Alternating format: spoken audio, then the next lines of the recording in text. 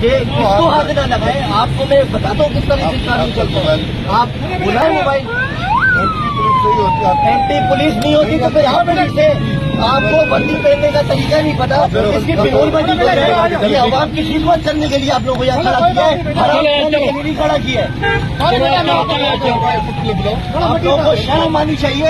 अपनी औलादों को हराम खिला खिला के नस्लें खराब कर रहे हो तुम लोग। आपका पीएस जो है आपके बड़े वो आप जाहिर हो रहा है।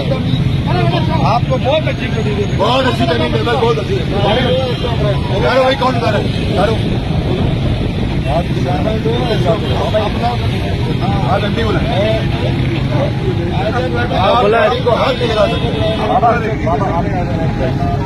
इसके अंदर इतना है ना,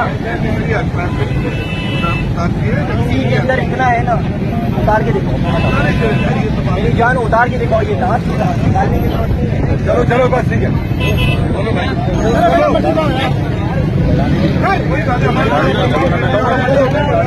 आप